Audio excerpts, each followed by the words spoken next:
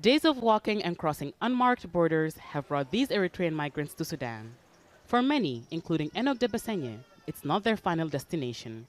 I want to be educated, so I will stay until I get help or advice. Then I'll be able to go further. Further means going beyond Sudan's borders with help from smugglers. But getting out is often much harder than getting into Sudan because of a deal known as the Khartoum process. The Sudanese government, along with other African countries dealing with the migrant crisis, struck a deal with the European Union to keep them out. As a result, security in Africa has been tightened. Sudan has deployed its paramilitary troops to curb the flow of migrants along its northern and western borders.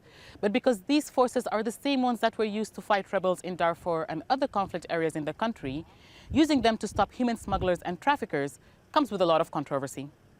The Rapid Support Forces, as the paramilitary group is called, was officially formed 4 years ago, created from Sudan's national intelligence forces in Darfur.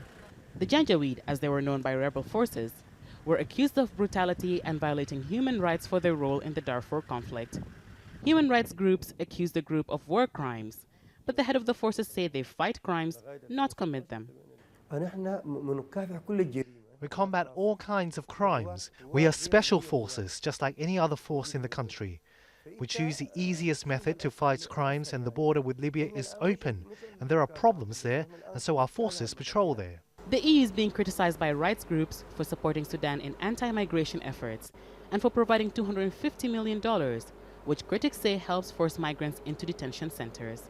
Some analysts say the government choosing the Rapid Support Forces for the mission was deliberate. The government wants to send an international message that these forces don't just fight in rebellions because they fought Darfur's rebels. The government wants to give the group a national role to show they serve in the interest of the whole country. They were created as a fighting force. Forces that may be too tough to face for migrants such as ENOK, who dream of getting out of Africa any way they can. Hiba, Al Jazeera, Northern Sudan.